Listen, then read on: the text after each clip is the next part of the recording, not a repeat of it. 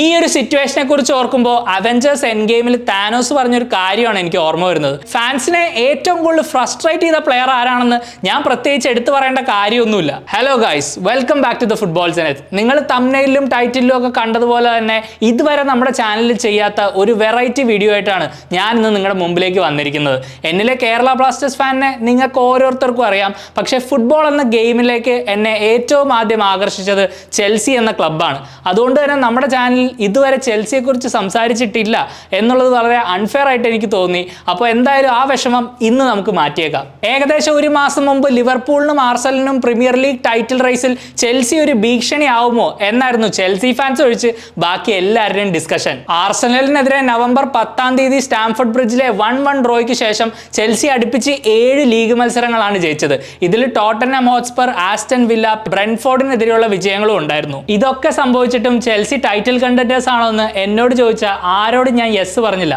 കാരണം ഈ ടീമിനെ വീക്ക്ലി ഒബ്സർവ് ചെയ്യുന്ന എല്ലാവർക്കും അറിയാം, ലിവർപൂളിനേക്കാളും ആർസനലിനേക്കാളും നമ്മൾ ഇപ്പോഴും 1-2 പടി പിന്നിലാണെന്ന്. പ്രീമിയർ ലീഗിലെ ഏറ്റവും ടഫസ്റ്റ് ഫേസ് ആയ Christmas, boxing day, new year കാലയളവിൽ ചെൽസി കളിച്ച 5 മത്സരങ്ങളിലും അവർക്ക് വിജയം കണ്ടെത്താനായില്ല. Everton, Fulham, Ipswich, crystal palace, ബോൺമത്ത് എന്നീ ഫിക്സ്ചറുകൾ ഒരു പ്രീമിയർ ലീഗ് ടൈറ്റിൽ കണ്ടന്ററായ ടീം ജയിക്കേണ്ടത് തന്നെയാണ്. എൻസോ മറസ്കയുടെ ടീമിന് അതായില്ല. അങ്ങനെ 2ാം സ്ഥാനത്ത് കിടന്ന ചെൽസി നേരെ 5ാം സ്ഥാനത്തേക്ക് പിന്തള്ളപ്പെട്ടു. നോട്ടിംഗ്ഹാം ഫോറസ്റ്റും ന്യൂകാസിൽ യുണൈറ്റഡും ഈ ലീഗിലെ തന്നെ ഏറ്റവും ഫോമിൽ നിൽക്കുന്ന ടീമുകൾ ആയതുകൊണ്ട് ചെൽസിക്ക് അവരെ മറികടന്ന് ഒരു ടോപ്പ് 4 ഫിനിഷ് ചെയ്യണമെങ്കിൽ വൂൾഫ്സ് ആയിട്ടുള്ള അടുത്ത മത്സരം ജയിച്ചേ പറ്റുള്ളൂ. സ്റ്റാംഫോർഡ് ബ്രിഡ്ജിൽ തിങ്കളാഴ്ച നടക്കാൻ പോകുന്ന ആ മത്സരത്തിനെ കുറിച്ചാണ് നമ്മൾ സംസാരിക്കാൻ പോകുന്നത്.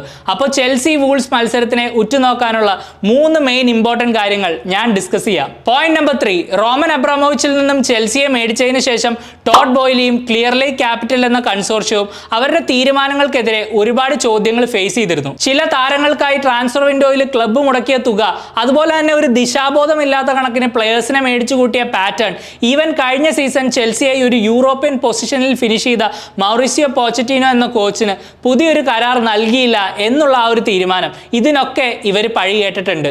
എൻസോ മറസ്ക എന്ന കോച്ച് പോച്ചറ്റിനോനെ റിപ്ലേസ് ചെയ്ത് ചെൽസിയിൽ വന്നതിന് ശേഷമുള്ള കുറെ തീരുമാനങ്ങളിലും ഫാൻസിന് അഭിപ്രായ വ്യത്യാസം ഉണ്ടായിരുന്നു. ഇതിൽ മെയിൻ ഒരെണ്ണം ചെൽസിയുടെ അക്കാഡമി ഗ്രാജുവേറ്റ്സ് ആയ കോണർ ഗാലഗറിനെയും ട്രെവർ ചലോബേനെയും അവർ ട്രീറ്റ് ചെയ്ത രീതിയാണ്. ഇവര് രണ്ടുപേരും ക്ലബിന്റെ ഭാഗത്തുനിന്ന് കുറച്ചുകൂടെ ബെറ്റർ ട്രീറ്റ്മെന്റ് ഡിസേർവ് ചെയ്തു എന്ന് എല്ലാ ഫാൻസിനും തോന്നി. കാരണം ക്ലബ്ബ് വളരെ മോശം അവസ്ഥയിൽ കൂടെ കടന്നുപോയപ്പോൾ ഈ 2 പ്ലേയേഴ്സും അവർക്ക് കിട്ടിയ അവസരങ്ങളിൽ ഒരുപാട് നല്ല കോൺട്രിബ്യൂഷൻ നൽകി. എന്നാൽ മരസ്കയുടെ പ്ലാനിൽ ഇവർ രണ്ടുപേരും ഇല്ലെന്ന് തിരിച്ചറിഞ്ഞതോടെ ചെൽസി ഇവരെ ഫസ്റ്റ് ടീമിന്റെ കൂടെ ട്രെയിൻ ചെയ്യാൻ പോലും അനുവദിച്ചിരുന്നില്ല. ഗാലഗർ പിന്നീട് പെർമനന്റ്ലി ചെൽസി വിട്ട് അത്ലറ്റിക്കോ മാഡ്രിഡിൽ പോയി ഇപ്പൊ കിടിലൻ കളിയാണ്.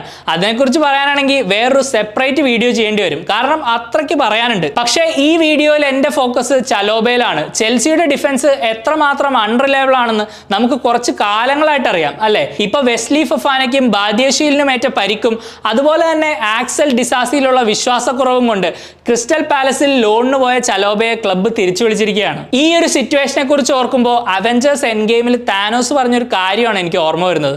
U couldn't live with your own failure, where did that bring you back to me? ചലോബയ്ക്കും ഇങ്ങനെയൊക്കെ തന്നെ ആയിരിക്കുമല്ലേ തോന്നുന്നത്? എന്തായാലും ഈ ക്ലബിനെ എപ്പോഴും റെസ്പെക്ട് ചെയ്തിട്ടുള്ളൊരു പ്ലെയർ തന്നെയാണ് ചലോബ. അതുപോലെ തന്നെ സെന്റർ ബാക്കിലും റൈറ്റ് ബാക്കിലും കളിച്ച് പ്രീമിയർ ലീഗ് എക്സ്പീരിയൻസും ഉണ്ട്. ഇപ്പൊ ചെൽസിയുടെ അവസ്ഥ വെച്ച് ചലോബയ്ക്ക് തന്റെ പ്രാധാന്യം ഒന്നും കൂടി എല്ലാവരെയും ഓർമ്മപ്പെടുത്താനുള്ള ഒരു ഗോൾഡൻ ഓപ്പർച്യൂണിറ്റിയാണ് വീണ് കിട്ടിയിരിക്കുന്നത്. 25 വയസ്സ് പ്രായമുള്ള ഈ ഡിഫൻഡർ വൂൾസിനെതിരെയുള്ള സ്റ്റാർട്ടിംഗ് ലൈനപ്പിൽ ഉണ്ടായിരിക്കണം എന്ന് തന്നെയാണ് ഞാൻ ആഗ്രഹിക്കുന്നത്. അതിലൂടെ അവൻ അവൻ്റെതായ ഒരു സ്ഥാനം ഈ ക്ലബിൽ ഉറപ്പിക്കാനാവട്ടെ. Point number 2, Wolves are a funny team. ഞാനിങ്ങനെ പറയാൻ കാരണം ഇവർക്ക് ഇൻഡിവിജ്വൽ ക്വാളിറ്റിയുള്ള ഒരുപാട് പ്ലെയേഴ്സ് ഉണ്ട്. അതുപോലെ തന്നെ അവർ കളിക്കാൻ ശ്രമിക്കുന്ന ഫുട്ബോളും വളരെ പോസിറ്റീവും എന്റർടൈനിങ്ങും ആണ്. എന്നിട്ടും നമ്മൾ എല്ലാവരും ചിന്തിക്കുന്നത് ഇവർ മിക്കവാറും റെലഗേറ്റ് ആവുന്നതാണ്. ഈ സീസണിലെ ആദ്യ 10 മത്സരങ്ങൾക്ക് ശേഷമാണ് വൂൾസ് അവരുടെ ആദ്യത്തെ വിജയം കണ്ടെത്തിയത്. അതും അവരെ പോലെ തന്നെ ഒരുപാട് എക്സ്പാൻസീവ് ഫുട്ബോൾ കളിക്കാൻ ശ്രമിച്ച് അതിലൂടെ റിസൾട്ട് കണ്ടെത്താനാവാതിരുന്ന സൗത്ത് ആംപ്ടനെതിരെ. ആദ്യ വിജയത്തിന് ശേഷമുള്ള 10 മത്സരങ്ങളിൽ വൂൾസ് മാഞ്ചസ്റ്റർ യുണൈറ്റഡ്, ഫുൾഹാം എന്നീ ടീമുകളെ തോൽപ്പിക്കുകയും ടോട്ടൻഹാമിനെതിരെ ഒരു ഡ്രോയും പിടിച്ച് ഇംപ്രസ് ചെയ്തു. പക്ഷേ ഇതേ സെയിം ടൈം ഫ്രെയിമിൽ അവർ എവർട്ടണോട് 4-0 തോറ്റു. എവർട്ടണൊക്കെ ഷോൺ ഡൈച്ചിന്റെ കീഴിൽ ഒരു മത്സരത്തിൽ 4 ഗോൾ അടിക്കുന്ന കാര്യം നിങ്ങളൊന്ന് ആലോചിച്ച് നോക്കിയേ. അവർ പോലും വിചാരിച്ചിട്ടുണ്ടാവില്ല.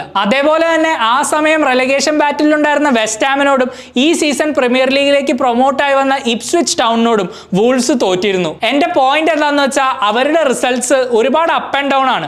ആൻഡ് റെലഗേഷൻ ബാറ്റിലുള്ള ഒരു ടീമിനെ അത് ഒരുപാട് ഹേർട്ട് ചെയ്യാനുള്ള നല്ല സാധ്യതയും ഉണ്ട്. എന്റെ അഭിപ്രായത്തിൽ 5 ടീമുകളാണ് ഈ സീസൺ റെലഗേഷൻ ബാറ്റിൽ ഉണ്ടാവാൻ പോകുന്നത്.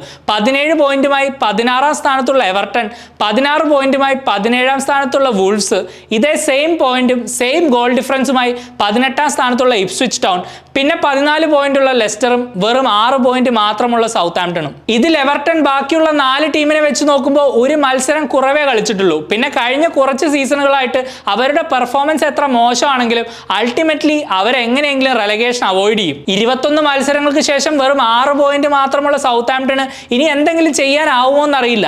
പിന്നെ ലെസ്റ്ററും ബാക്കിയുള്ള ടീമുകളെ വെച്ച് നോക്കുമ്പോൾ സർവൈവ് ചെയ്യാനുള്ള ആ ഒരു ക്വാളിറ്റി ഇതുവരെ കാണിച്ചിട്ടുമില്ല. അതുകൊണ്ട് തന്നെ ഈ വൂൾസും ഇപ്സ്വിച്ചും തമ്മിലായിരിക്കും റെലഗേഷൻ അവോയ്ഡ് ചെയ്യാൻ ഒരു ടൈറ്റ് കോമ്പറ്റീഷൻ ഉണ്ടാവാൻ പോകുന്നത്. പ്യുവർലി പേപ്പറിൽ പ്ലെയർ ഫോർ പ്ലെയർ നോക്കുകയാണെങ്കിൽ വൂൾസ് തന്നെയാണ് ബെറ്റർ ടീം. പക്ഷേ വൂൾസിൽ ഇല്ലാത്തൊരു ഫയർ ഇപ്സ്വിച്ചിലുണ്ട്. ഈ ലീഗിലെ തന്നെ one of the best young coaches ആയ കീറൻ മക്കന്ന അവരുടെ കൂടെ ഉള്ളതുകൊണ്ട് തന്നെ അവർക്ക് റെലഗേഷൻ ബാറ്റിൽ ചെറിയൊരു അഡ്വാൻറ്റേജും ഉണ്ട്. വൂൾസ് ഗാരി ഓനീലിനെ പറഞ്ഞു വിട്ടതിന് ശേഷം അപ്പോയിന്റ് ചെയ്ത പോർച്ചുഗീസ് കോച്ചായ വിക്ടർ പെരേരയുടെ കീഴിൽ കുറച്ച് നല്ല റിസൾട്ടുകളൊക്കെ പ്രൊഡ്യൂസ് ചെയ്തിരുന്നു. പക്ഷെ കഴിഞ്ഞ 2 മത്സരങ്ങളായിട്ട് അവർ വളരെ കംഫർട്ടബിൾ ആയിട്ട് ഒരു ഫൈറ്റ് നൽകാതെയാണ് തോറ്റിരിക്കുന്നത്. മേ ബി ആ ന്യൂ മാനേജർ ബൗൺസ് ഇവിടെ തീർന്നു കാണും. ആൻഡ് വൂൾസിന്റെ ഏറ്റവും വലിയ പ്രോബ്ലം അവരുടെ ഇപ്സ്വിച്ച് ടൗൺ ആയിട്ടുള്ള മത്സരത്തിന് ശേഷം നമ്മൾ കണ്ടു. അവരുടെ ബെസ്റ്റ് പ്ലേയേഴ്സ് ആയ മാത്തിയസ് കുന്നയും റയൻ ഐറ്റ് നൂറിയും കളിക്ക് ശേഷമുള്ള ഇൻസിഡന്റിൽ പണിഷ്മെന്റ് എരന്നു വാങ്ങി. ഐറ്റ് നൂറിക്ക് ഒരു റെഡ് കാർഡ് ആണെങ്കിൽ കുൻഹയ്ക്ക് ഇപ്സ്വിച്ചിന്റെ സ്റ്റാഫിനെ എൽബോ ചെയ്തതിന് ഒരു 2 മാച്ച് സസ്പെൻഷൻ കിട്ടി. ആ ഒരു മാച്ച് ആയിരുന്നു ഗാരി ഓനീലിന്റെ വൂൾസിലെ മാനേജർ ആയിട്ടുള്ള അവസാനത്തെ മത്സരം. പുള്ളി ഇപ്പോഴും അവിടെ കോച്ചായിട്ട് ഉണ്ടായിരുന്നെങ്കിൽ വൂൾസിന്റെ റെലഗേഷൻ ബാറ്റിൽ ഞാനൊരു ചെറിയ ചാൻസ് നൽകിയാണ്. പക്ഷേ ഈ വിക്ടർ പെരേരയ്ക്ക് ഈ പ്ലേയേഴ്സിനെയൊക്കെ ഡിസിപ്ലിനായി നിർത്തി അവരെ കൊണ്ട് ഈ റെലഗേഷൻ ബാറ്റിൽ സർവൈവ് ചെയ്യിപ്പിക്കാനാവുമോ എന്ന് എനിക്ക് നല്ല ഡൗട്ട് ഉണ്ട്. കുൻഹയും ഐറ്റ് നൂറിയും ഒക്കെ ചെൽസിക്കെതിരെ സ്റ്റാർട്ട് ചെയ്യും. പക്ഷേ ഇനി അങ്ങോട്ടുള്ള 6 മത്സരങ്ങൾ വൂൾസിന് ഭയങ്കര ടഫാണ്. Chelsea, Arsenal, Aston Villa, Liverpool, Bournemouth, Fulham. ഈ സെയിം ടൈമിൽ ഇപ്സ്വിച്ച് ഫേസ് ചെയ്യാൻ പോകുന്നത് Manchester City, Liverpool, Southampton at home, തീർച്ചയായിട്ടും ജയിക്കാനാവുന്ന ഒരു ഫിക്സ്ചർ. അതുപോലെ തന്നെ Aston Villa, Tottenham and Manchester United. Ipswich already ഈ സീസൺ ടോട്ടൻഹാമിനെ തോൽപ്പിക്കുകയും മാഞ്ചസ്റ്റർ യുണൈറ്റഡിനെതിരെ ഡ്രോ പിടിക്കുകയും ചെയ്തിട്ടുണ്ട്. ഈ ഒരു റൺ ഓഫ് ഫിക്സ്ചേഴ്സ് 2 ടീമിനും വളരെ ക്രൂഷ്യൽ ആണ്. വൂൾസിന് ഇത് സർവൈവ് ചെയ്യാനാവുമോ? നിങ്ങളുടെ അഭിപ്രായത്തിൽ ആരായിരിക്കും റെലഗേറ്റ് ആവുന്നത്? പോയിന്റ് നമ്പർ 1, ചെൽസിയുടെ ബോൺമത്തിനെതിരെയുള്ള ഡ്രോയിൽ ഫാൻസിനെ ഏറ്റവും കൂടുതൽ ഫ്രസ്ട്രേറ്റ് ചെയ്ത പ്ലെയർ ആരാണെന്ന് ഞാൻ പ്രത്യേകിച്ച് എടുത്തു പറയേണ്ട കാര്യമൊന്നുമില്ല. അത് നിക്കോളസ് ജാക്സൺ തന്നെയാണ്. ഞാൻ ജാക്സനെ ഒരുപാട് കുറ്റപ്പെടുത്തുന്നില്ല. കാരണം ഈ ക്ലബിന്റെ ഏറ്റവും വലിയ ശാപം ഇവിടെ ഒരുപാട് നാള് ഒരു സെന്റർ ഫോർവേഡ് വാഴില്ല എന്നുള്ളത് തന്നെയാണ്. ഡിയേഗോ കോസ്റ്റ ആയിരിക്കും ഡ്രോഗ്ബയുടെ ആ ലോങ് ടേം റിപ്ലേസ്മെന്റ് എന്ന് നമ്മൾ എല്ലാവരും ആഗ്രഹിച്ചിരുന്നു. പക്ഷെ പുള്ളിയും ഇവിടെ വന്ന് ഒരു മിന്നായം പോലെ ഷൈൻ ചെയ്തു പോയി. അതിനുശേഷം വന്ന ആരും തന്നെ പച്ച പിടിച്ചിട്ടുമില്ല. ഇനി മുൻകാലങ്ങളിൽ ചെൽസിയിൽ ഫ്ലോപ്പായ സൂപ്പർ സ്റ്റാർ സ്ട്രൈക്കർമാരെ വെച്ച് നോക്കിയാലും ജാക്സന്റെ സ്റ്റാറ്റ്സ് അത്ര മോശമൊന്നും അല്ല. പിന്നെ പുള്ളി ഓഫ് ദ ബോൾ ഒരുപാട് വർക്ക് ചെയ്യുന്നുണ്ട്. ഒരുപാട് എന്ന് പറഞ്ഞാൽ ഒരുപാട്. ബോൺമത്തിനെതിരെ പോലും പ്രീമിയർ ലീഗിൽ ഈ സീസണിലെ തന്നെ one of the best centre backs ആയ ഇല്യ സബേർണിയെ അതിവിദഗ്ധമായി ബീറ്റ് ചെയ്ത് ഒരു കിഡിലൻ ഡയറക്ട് റണ്ണിലൂടെ ജാക്സൺ ഒരു ഷോട്ട് പോസ്റ്റിൽ അടിച്ചിരുന്നു. ഇത്രയൊക്കെ ചെയ്യുന്നുണ്ടെങ്കിലും ജാക്സൺ ഒരിക്കലും ഒരു നാച്ചുറൽ ഗോൾ സ്കോറർ അല്ല. ഒരു എർലിംഗ് ഹാലൻഡോ മോസലക്കോ ഒരു മത്സരത്തിൽ ഒരു ചാൻസ് മതി ഗോൾ അടിക്കാൻ. ജാക്സണ് മിനിമം 2-3 ചാൻസ് കിട്ടിയാലേ അതിൽ നിന്ന് ഒരെണ്ണമെങ്കിലും പുള്ളി കൺവേർട്ട് ചെയ്യുന്നുള്ളൂ. ഇവരെയൊക്കെ വെച്ച് പുള്ളിനെ കമ്പയർ ചെയ്യുന്നത് ഒട്ടും ശരിയല്ല. പക്ഷെ ചെൽസിക്ക് ഒരു പ്രീമിയർ ലീഗ് ടൈറ്റിൽ അടിക്കണമെങ്കിൽ ഒരു സീസൺ 20-25 ലീഗ് ഗോൾ അടിക്കാൻ പറ്റിയ ഒരു പ്രോപ്പർ സെന്റർ ഫോർവേഡ് വരണം. കോൾ പാമർ ഇങ്ങനെ ഗോൾ അടിച്ച് കൂട്ടുമ്പോൾ അതിന്റെ ആ ഒരു വിഷമം നമുക്ക് മനസ്സിലാവില്ല. പക്ഷെ ഒരു പോയിന്റ് എത്തുമ്പോൾ ടീമുകൾ പാമറിനെയും പൂട്ടാൻ തുടങ്ങും. അപ്പോഴാണ് പ്രശ്നം. അത് നമ്മൾ ഈ സീസൺ ഓൾറെഡി കണ്ടിട്ടുമുണ്ട്. ജാക്സണ് പുറമെ ചെൽസിക്ക് സെന്റർ ഫോർവേഡിൽ ഉപയോഗിക്കാവുന്ന മെയിൻ ചോയ്സ് ക്രിസ്റ്റഫർ എൻകുങ്കു ആണ്. പക്ഷെ തനിക്ക് വേണ്ടത്ര അവസരങ്ങൾ ക്ലബിൽ ലഭിക്കുന്നില്ല എന്നുള്ളത് കൊണ്ട് തന്നെ എൻകുങ്കു ക്ലബ്ബ് വിടാൻ റെഡിയാണ് എന്നാണ് ഇപ്പോൾ വരുന്ന വാർത്തകൾ. ബയൺ മ്യൂണിക് ആണ് എൻകുങ്കുവിനെ സ്വന്തമാക്കാൻ ഇപ്പോൾ രംഗത്തെത്തിയിരിക്കുന്നത്. നമുക്കറിയാം ജർമ്മൻ ലീഗിലെ ഏറ്റവും ബെസ്റ്റ് പ്ലേയേഴ്സിനെ സൈൻ ചെയ്യാൻ തന്നെയാണ് ബയൺ എപ്പോഴും ശ്രമിക്കാറുള്ളത്. ചെൽസിയിൽ വരുന്നതിന് മുമ്പ് വരെ എൻകുങ്കു തന്നെയായിരുന്നു ജർമ്മൻ ബുണ്ടസ് ലീഗയിലെ ഏറ്റവും ബെസ്റ്റ് ഫോർവേഡും. പിന്നീട് പരിക്കുകളൊക്കെ വന്ന് എൻകുങ്കുവിന് ഒരുപാട് സമയം നഷ്ടമായി. പക്ഷെ ഇനിയും ബെഞ്ചിലിരുന്ന് കളയാൻ അദ്ദേഹത്തിന് ഒരുപാട് സമയമില്ല. അതുകൊണ്ട് തന്നെ പുള്ളിയുടെ ഒരു പെർസ്പെക്റ്റീവിൽ നിന്ന് നോക്കുകയാണെങ്കിൽ ഇതൊരു പെർഫെക്റ്റ് ട്രാൻസ്ഫർ ആണ്. ചെൽസിക്ക് എൻകുങ്കുവിനെ ഭാവിയിലേക്ക് ആവശ്യമുണ്ടെങ്കിൽ തീർച്ചയായിട്ടും വൂൾസിനെതിരെയുള്ള മത്സരത്തിൽ സ്റ്റാർട്ട് ചെയ്യിക്കും. പക്ഷേ ബോൺ ബോൺമത്തിനെതിരെയുള്ള ആ ഒരു പെർഫോമൻസിന് ശേഷവും ജാക്സൺ തന്നെയാണ് സ്റ്റാർട്ട് ചെയ്യുന്നതെങ്കിൽ അതൊരു വലിയ സിഗ്നലാണ്. അങ്ങനെ സംഭവിക്കുകയാണെങ്കിൽ ഇത്ര ക്വാളിറ്റി ഉള്ള ഒരു പ്ലെയറിനെ ഇവിടെ ബെഞ്ചിലിരുത്താൻ വേണ്ടി മാത്രം പിടിച്ചിരുത്തേണ്ട കാര്യമില്ല. ഒരു നല്ല ട്രാൻസ്ഫർ നൽകി അതിൽ നിന്നുള്ള പൈസ വേറെ എവിടെയെങ്കിലും ഇൻവെസ്റ്റ് ചെയ്യുക. നിങ്ങൾ പറയൂ, അതല്ലേ അതിന്റെ ശരി? ഈ 3 കാര്യങ്ങളാണ് ഈ മത്സരത്തിന് മുന്നോടിയായി മെയിൻ ടോക്കിംഗ് പോയിന്റ്സ് ആയിട്ട് എനിക്ക് തോന്നിയത്. നമ്മൾ ഈ ഡിസ്കസ് ചെയ്ത കാര്യങ്ങളെ കുറിച്ചുള്ള നിങ്ങളുടെ ഒപ്പീനിയനും എക്സ്പെക്ടേഷനും തീർച്ചയായിട്ടും കമന്റ് ബോക്സിൽ മെൻഷൻ ചെയ്യൂ. ഈ ഒരു പ്രീമിയർ ലീഗ് ചെൽസി വീഡിയോ നിങ്ങൾക്ക് ഇഷ്ടമാവുകയാണെങ്കിൽ ലൈക്ക് ചെയ്യാനും ഷെയർ ചെയ്യാനും മറക്കരുത്. നിങ്ങളുടെ അഭിപ്രായങ്ങൾ എന്നെ തീർച്ചയായിട്ടും അറിയിക്കുക. കൂടുതൽ ഫുട്ബോൾ അപ്ഡേറ്റുകൾക്കായി ചാനൽ സബ്സ്ക്രൈബ് ചെയ്യാനും ബെൽ ഐക്കൺ അമർത്താനും മറക്കരുത്. പുതിയൊരു വീഡിയോ ആയിട്ട് നമുക്ക് വീണ്ടും കാണാം. അതുവരേക്കും you take care. Bye for now.